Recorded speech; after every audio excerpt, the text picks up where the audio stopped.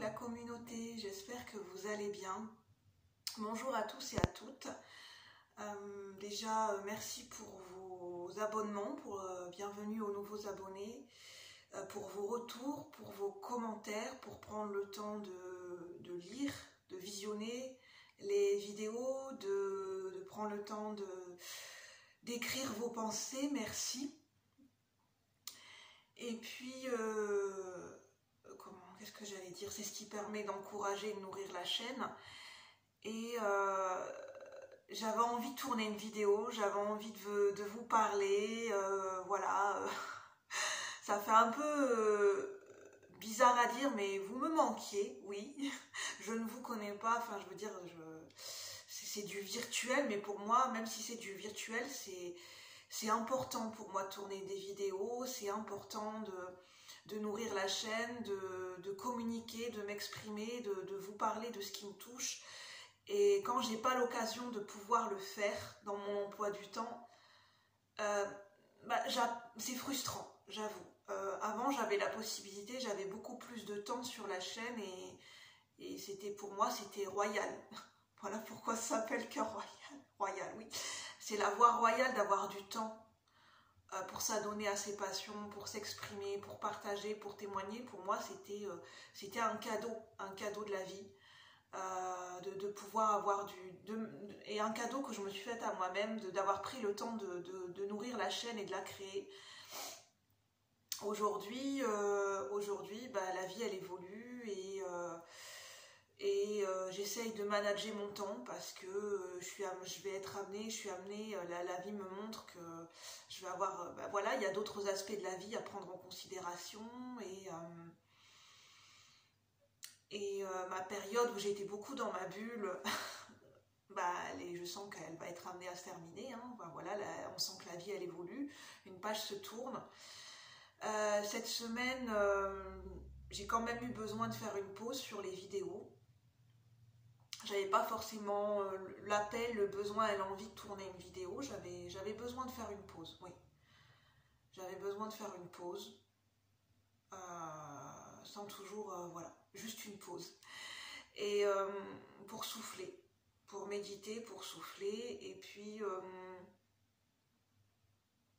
là où j'en suis en ce moment dans ma vie, je ne sais pas si c'est les énergies actuelles, mais moi j'ai été amenée à revisiter des choses de mon passé, à revenir sur des choses du concret que j'avais laissé de côté, que j'avais laissé pour ainsi dire tomber, abandonner. J'avais abandonné des projets et je suis amenée à m'y replonger. Voilà, je suis amenée à m'y replonger. Et je me dis, il n'y a pas de hasard, il y a des moments où on fait des coupures, on fait des pauses dans la vie, peut-être par rapport à certaines relations, à certaines situations, à certains projets. Et puis quelques mois ou quelques années plus tard, ça se représente sur notre chemin de vie.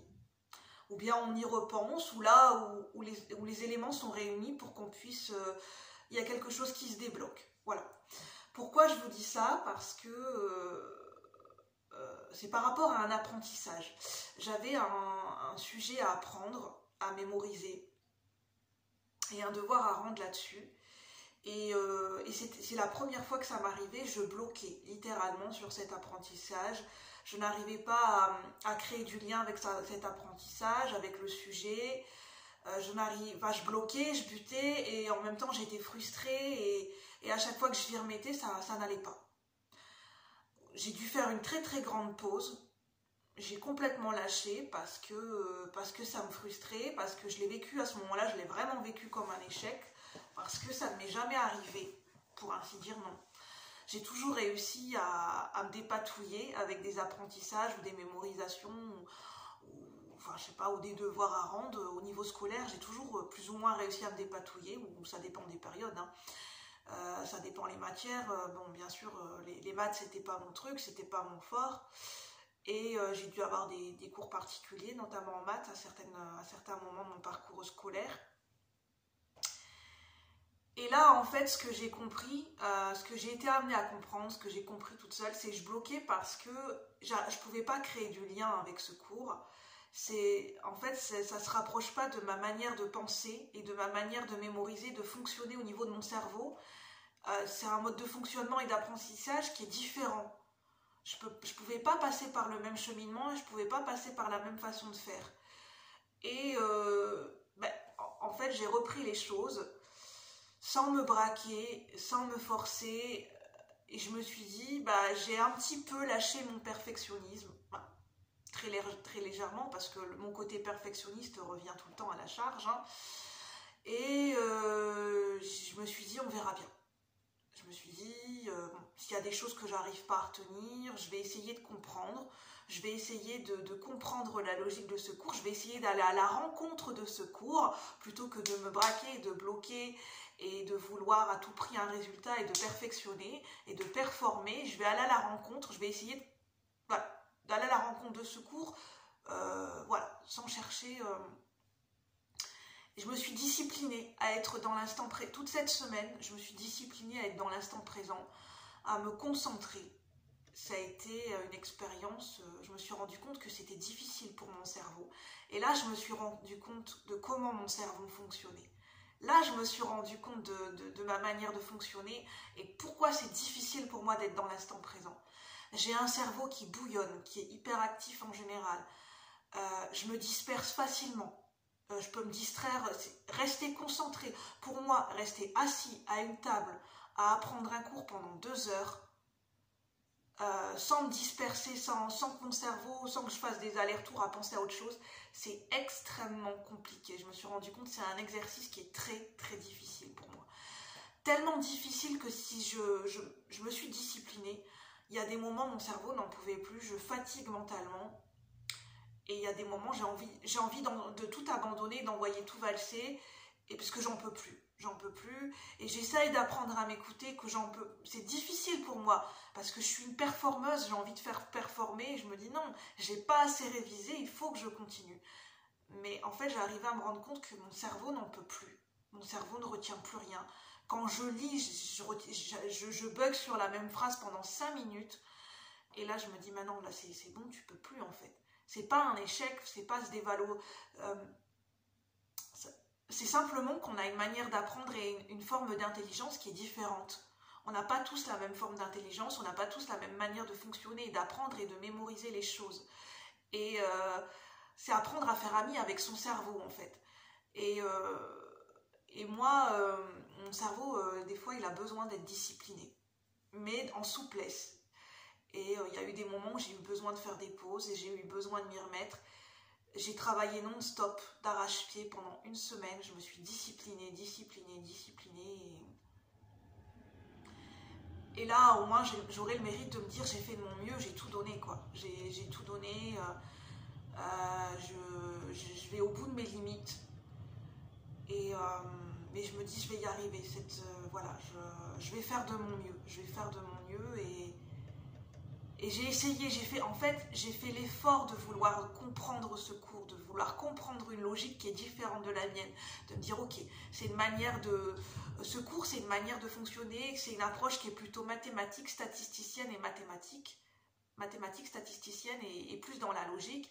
Et moi c'est pas, en général c'est pas ma tasse de thé, c'est pas ce que j'aime. Voilà. Et moi quand j'aime pas quelque chose, j'arrive pas à m'y mettre. J'ai besoin d'être passionnée et j'ai besoin de... Quand quelque chose me plaît pas, c'est difficile pour moi de le retenir. Mais là, je me suis dit, bon, je vais essayer de trouver une approche, je vais essayer de voir le positif, je vais essayer de voir ce qui peut me plaire. Et c'est d'aller à l'investigation et d'aller à la recherche, à la rencontre d'une logique qui est différente de la mienne.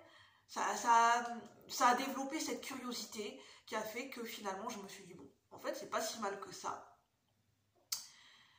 Ça reste tout de même assez compliqué pour moi, mais j'ai fait de mon mieux et puis voilà, j'ai essayé de faire différemment, j'ai essayé de prendre du recul.